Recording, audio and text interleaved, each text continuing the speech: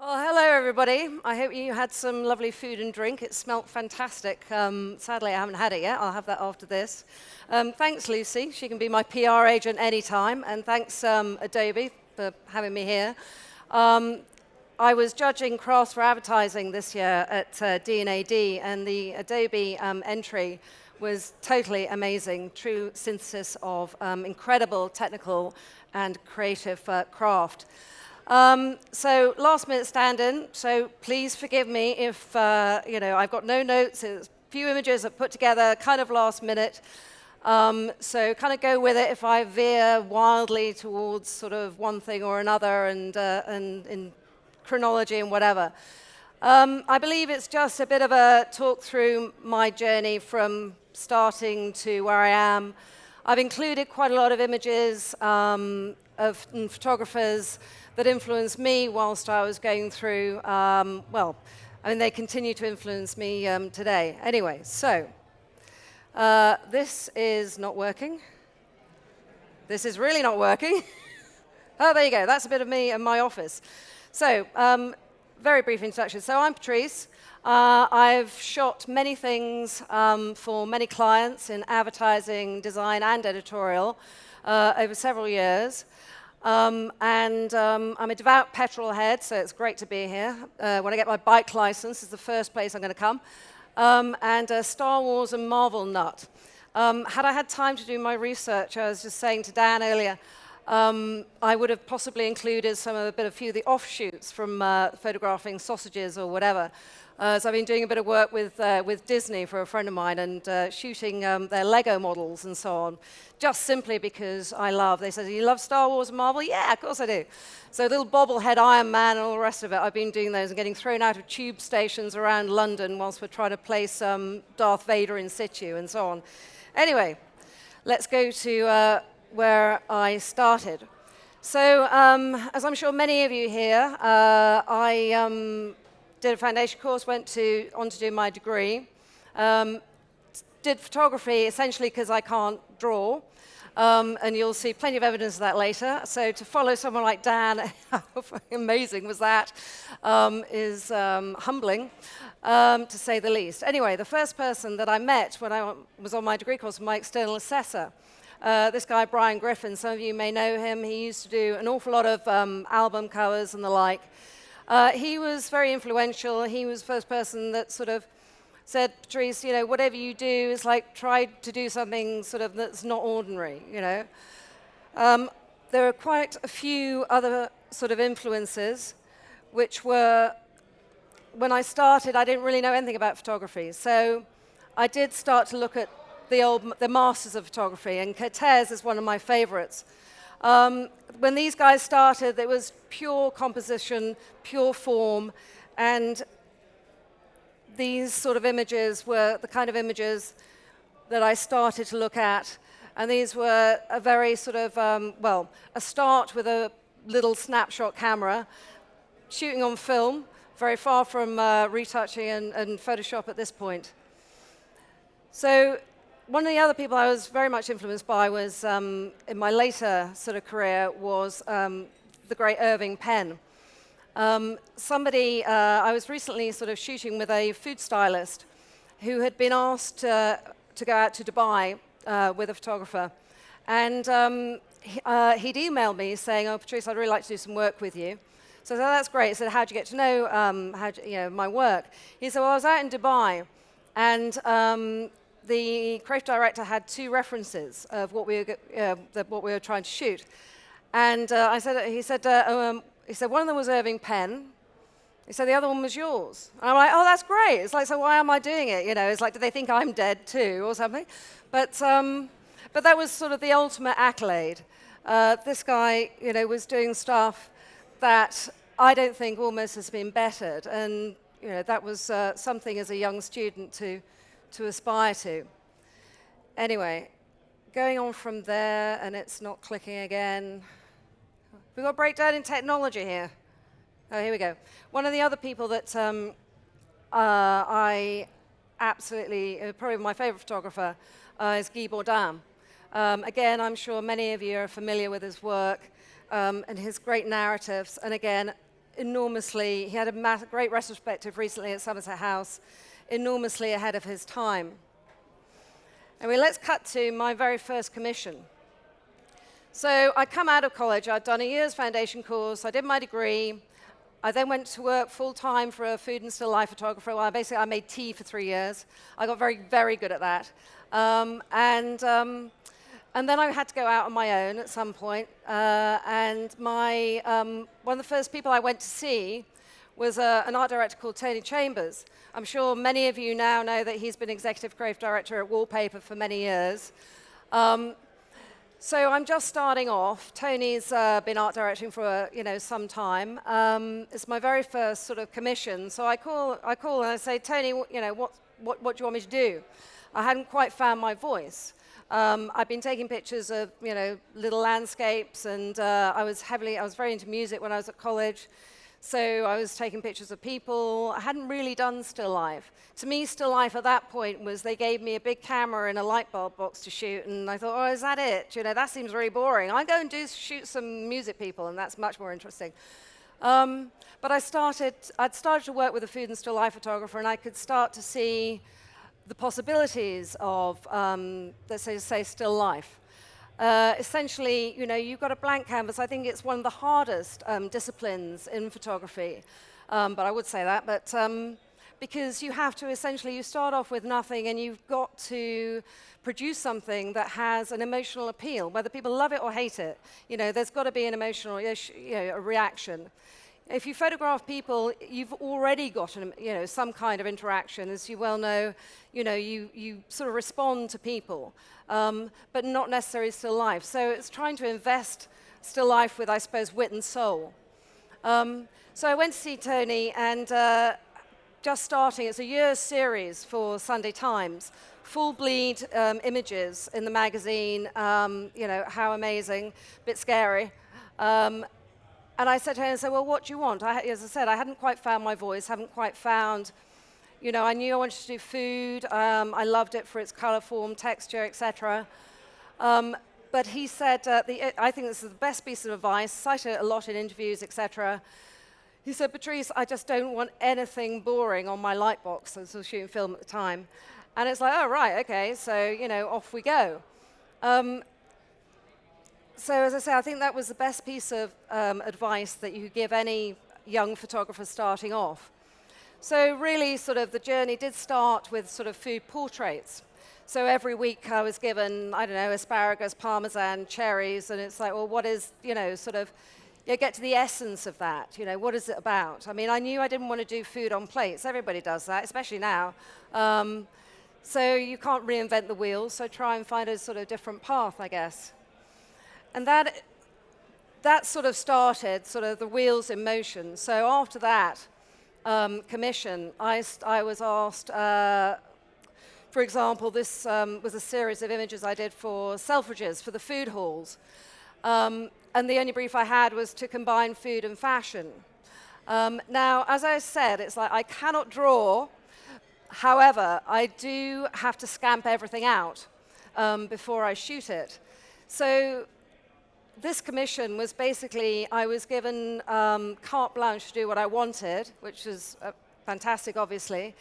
Given a budget, and effectively I was able to do it. I did all the scamps, all the art direction, so it was from scamp to the final sort of post-production result.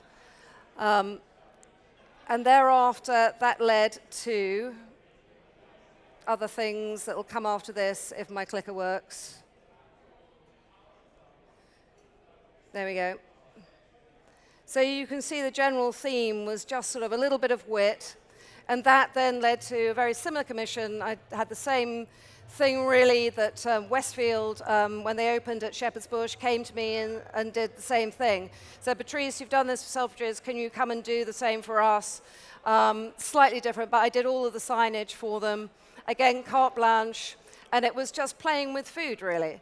As I said, I mean, I don't really do food on plates. I didn't see lots of people can do that really, really well, but I wanted to sort of make it something else and hopefully transcend, the fact that it's a meal, or just do it more interestingly and differently.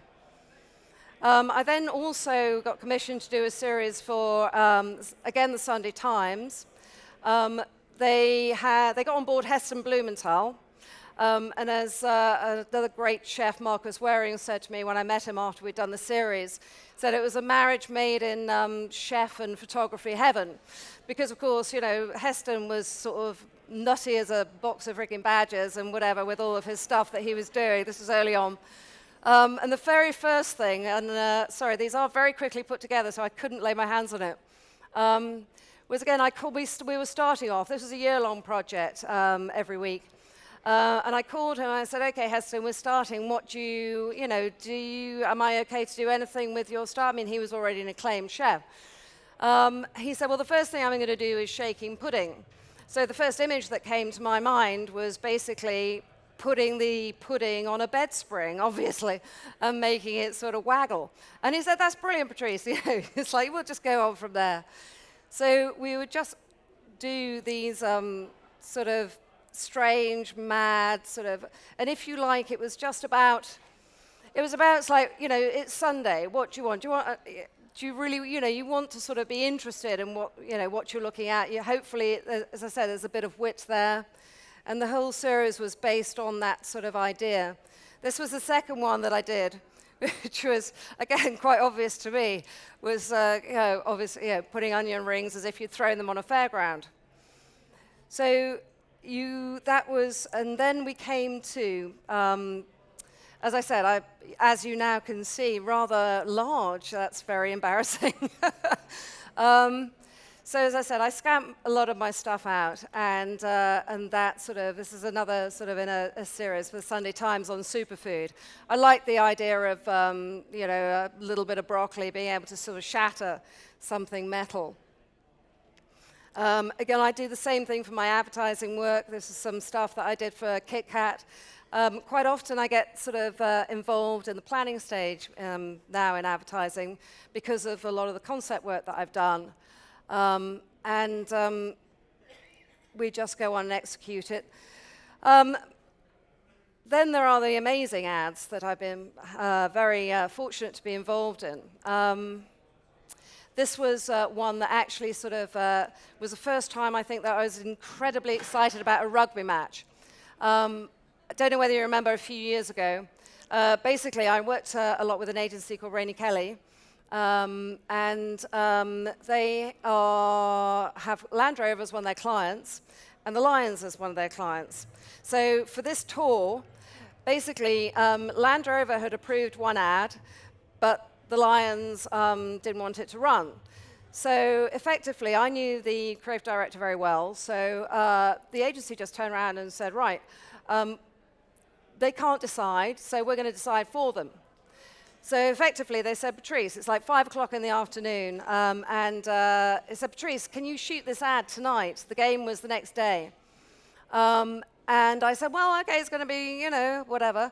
Anyway, so I end up down at the best butcher in London, down in Mayfair, and I'd already called them and said, look, I need to make, have you got any steak that's big enough for me to cut out and make a map of, basically make a continent out of? And he totally got into it. So I pegged it down there. Of course, I'm running against closing hours. Myself and the butcher sort of looked over all the steak. I picked up about 6 of them, called my assistant, who happened to be sort of not working that evening. I said, how do you fancy shooting steak in the shape of Australia till 3 o'clock in the morning? He said, oh, yeah, great. Retoucher standing by at the agency, so on and so forth.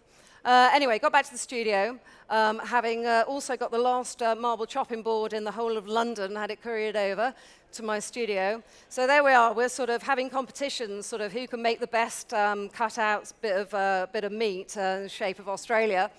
And it was mine. So pleased about that. And I'd never let him forget about it to this day.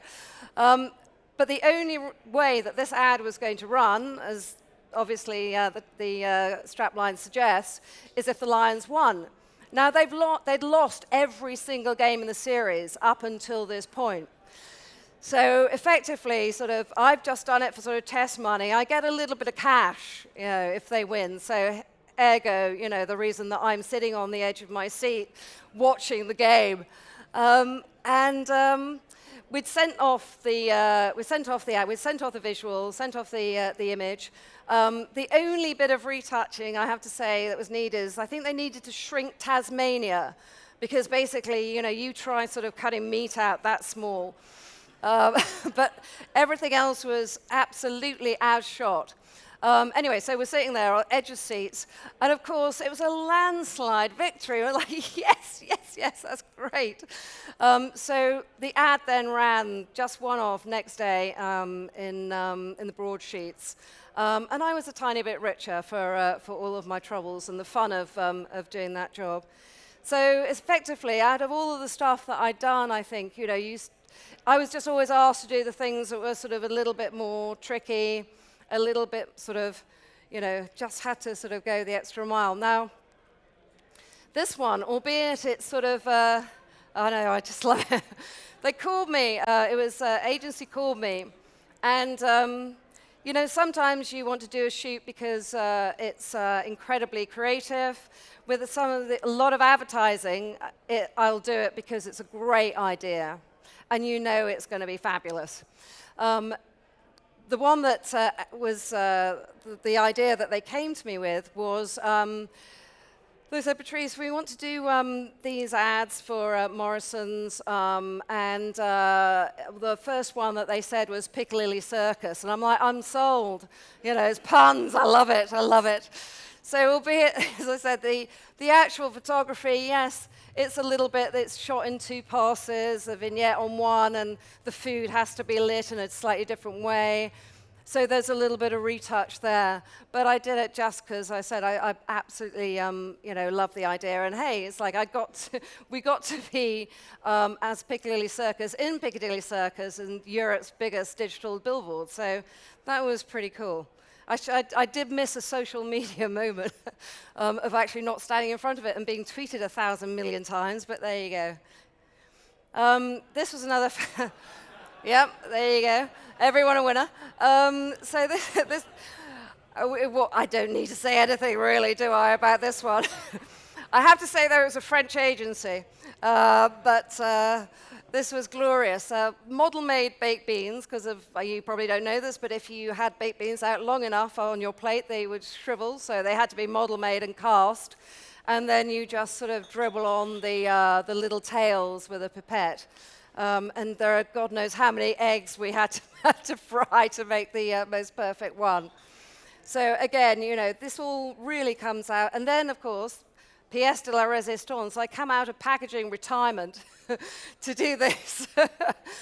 As a homage, because basically I think as a student I probably lived on baked beans. So I was more than delighted to do this. And I have to say I'm horribly tempted whenever I go to check out and say, I did that. Because, of course, most people, we all know that, things have to be photographed for packaging and they have to be designed and so on. But, the general public probably thinks it just comes out of, I don't know, wherever, bean heaven.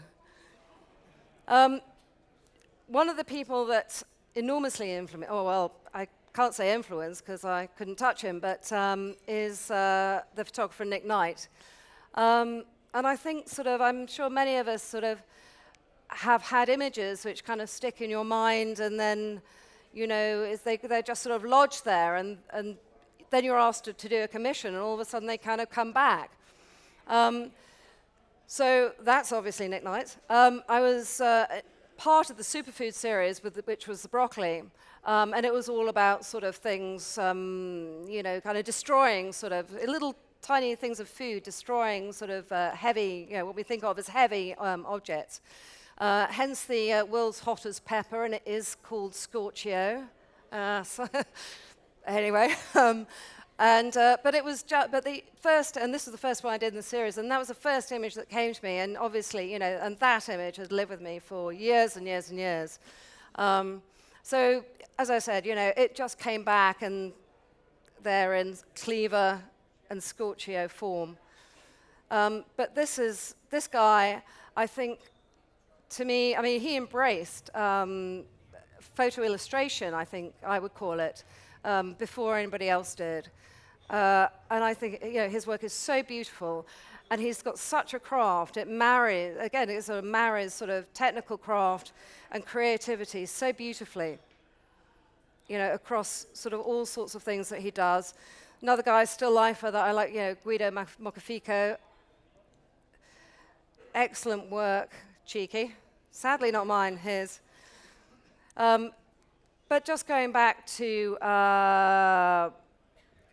the Sunday Times and all of the magazine work that I've done, I was so lucky because I always had carte blanche to do what I want. Always said, forgive me, any advertising me, but advertising food for awards and bank balance, editorial often food for the soul, because if you are lucky enough to be given carte blanche, and I was sort of literally sort of playing with food, and what a wonderful thing to work with, and being given so many opportunities to kind of get indulgent, get up close with endive, and be able to sort of see it so close up because you're looking at something with a macro lens, etc., and hopefully being able to sort of show everybody out there, I think this is for the independent, things that they wouldn't normally see. So as I said, it's all about sort of, what I try to do is sort of transcend sort of food as it is. Now, I'm sure you're all familiar with this campaign. And I think that, where I first started, and it's really, this is almost going back to the beginning of the journey. I became known for doing food portraits. So when Marcel, the wonderful originators of this incredible campaign, were trying to find a photographer, they were after somebody who could give character, beauty to ugly vegetables. And very fortunately, they picked me. I ride on the coattails of their absolute genius, because it was the most incredible campaign done in 2014, which was the European Year of Food Waste. We've caught up with it, but very late on. But and this essentially, was, as I said, the product of where I started. So it's won huge amounts of awards. 2 black pencils. I was honored to be able to go and pick up the last one at the Impact Awards in New York on behalf of Marcel. I think one of the amazing things that we did, or they did, was we also won the Best Graphic Design Award, which has never, ever, ever been done by an advertising campaign. So we're up in the Design Museum, and that was almost, I was talking to the Chief Creative Officer, Dimitri, and we're like, oh my God, that's amazing. So it was, as I said, really just a product of where I started, and kind of just going with it, and just not sort of, when my agent would say, well, why don't you do this? Why don't you do that? So I know, this is what I do, this is what I love, and this is why, Now, after this, sort of when you get to that, and then you try and click, and it's not working again. Sorry about this, guys. Then I met this guy. Well, actually, I met him a few years ago. So I sort of got to top of my tree. I was in a position whereby I wanted to do a personal project. And I wanted it to be slightly sort of left field. I think, it's good to leave your comfort zone. Don't do it often enough, probably. But anyway, so in true rock and roll style, I bumped into Muse after a gig. And I wanted to use their music for my showreel. So I went up to Matt. We were staying in the same hotel. So in the bar at sort of 4 or 5 o'clock in the morning, I said in true rock and roll style, I said, oh, Matt, can I use your music for my directing showreel? He said, yeah, it's all sort of just personal thing. I said, yes. He said, what do you do? He said, I'm a food photographer. He said, oh, I make my own pasta. So I was like, well, I've just seen you being shouted at and screamed at by 25,000 people, and you get home and you're just sort of making your pasta in your little Italian mansion villa on Lake Como, very nice. And he said, yeah, so that was a kernel of an idea that basically led to this. Now, I think all photographers want to do a book at some point, and I was no different. But I wanted it to have sort of something else, and I wanted to very much do it in conjunction with a charity. So I approached a charity called Teenage Cancer Trust, I wanted to do something to do with food and to do with kids. So, for example, in a very vague, sort of loose way, if they could see one of their idols, Tiny Temper, for example, is one of the people I shot, they're kind of cool, into food, then it might encourage them. You know, this was quite a few years ago, so before the onslaught of now. And we basically, so I set sort of forth with this. This was all about having the courage to fail. I had no idea at the time when I went to see Teenage Cancer Trust whether it was going to fly or not. I hadn't shot anybody yet. I had just the vague idea that I'd shot musicians at college because I was into music and I was now into food and I could bring sort of possibly all people together. They're supported by mainly musicians, so that seemed like and it's for young people, so it seemed like a natural sort of synthesis. But of course, it was a book project. It gave me the opportunity to bring in people whose work I'd always admired, designers. Jonathan Barnbrook did the brand identity for it, Love Music, Love Food. Tomato to do the interior design, and so on and so forth. We didn't have a publisher for quite a while, so I was kind of carrying on. And by the way, this was all, it was all paid for out of M&S chocolate puddings. I was shooting, for about 3 years, I shot all of the M&S advertising, all the press and posters and stuff. And every time sort of I made a bit more money and my advertising fees, I'd put it back into the book and I'd take a crew off to go and shoot Brandon Flowers in Mexico or whoever it was. I quite liked also the idea of advertising giving back. So it wasn't all going to your next Ferrari or whatever. But anyway, so I had an amazing music journalist who interviewed everyone. My favorite quote is the music, food, and sex are the most important things in my life. You know, not necessarily in that order, whatever. And of course, the Suggs quote as well is quite fantastic from Madness. So we had a great deal of fun. Heston Blumenthal I went back to, and basically he wrote a recipe for Roger Daltrey, who is co-founder of the charity. And went back to my roots of shooting food, hopefully in an interesting way, as an interpretation of the recipe. And we shot all sorts of, this is obviously Kasabian, who would love to be the Rolling Stones. If you look in that corner, that is actually the original Beggar's Banquet, and it was a homage to them. Noel Fielding just kind of stuck in there because essentially, of course, he looks more like a rock and roll person than most rock and rollers. And he made a great Brian Jones. So all I said to everyone was, I got hold of a load of artists, and I just say, you know, what is your favorite food? And they would say beetroot. Alex Kapranos has his own beetroot allotment up in Scotland. Rob. Okay, this is an interesting one. This is a great use of Photoshop, I have to say, because the set was done in Los Angeles. We were in LA to shoot about 3 or 4 different people. We'd just been to have a meeting at Soho House, West Hollywood, and I saw Rob Zombie. Okay, he was at lunch. We were at lunch on another table. I was supposed to be shooting him the next day. Anyway, so we got all the stuff, went on, got all the props, etc. I did tons of my own styling. Has anybody done anything for charity? It's a beg, steal, borrow, whatever. So, you know. And so I had the set built, and then we got a call, say, oh, Rob's ill. I was like, I just saw him yesterday. Anyway, rock stars for you.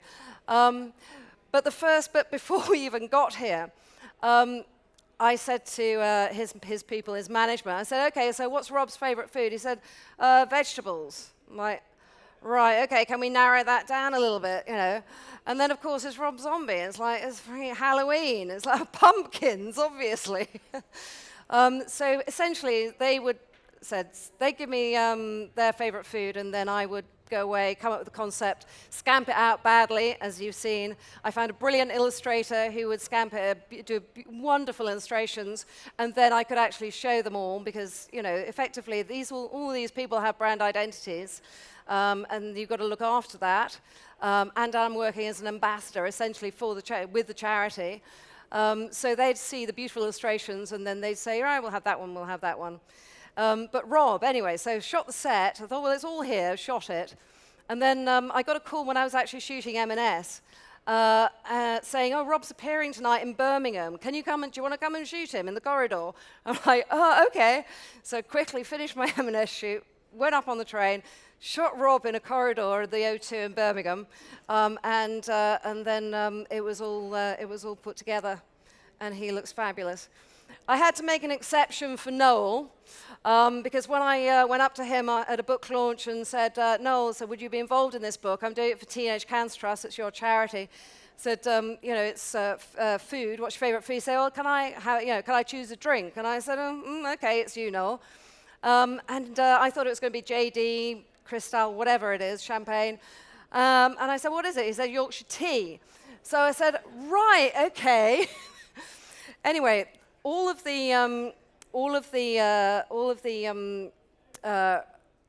they chose, they were all made into recipes as well.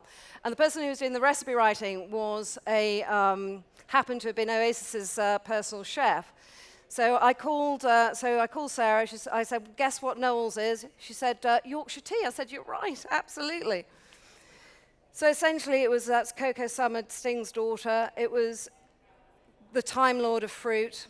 I have to say, it's like, if anybody had said to me when I was at school listening to Queen, and one day I was going to be in Brian May's front room in Surrey asking him to be the Time Lord of fruit, he said grapefruit, and it was obvious. He's an astrophysicist. It's orbiting grapefruit.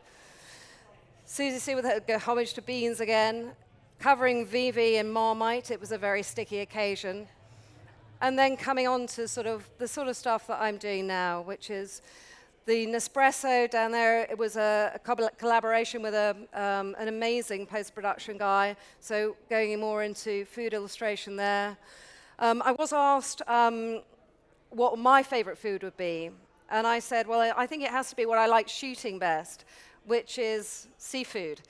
So I thought I'd end with this portrait of me, which was actually shot by my very good friend Dean Chalkley, amazing music photographer, because I thought a music photographer should do a portrait of me as a food photographer. Yeah, trust me, don't do this at home, folks, because your hair will smell forever. Anyway, so that's my kind of tiny journey. I hope you've enjoyed it, and thank you for listening.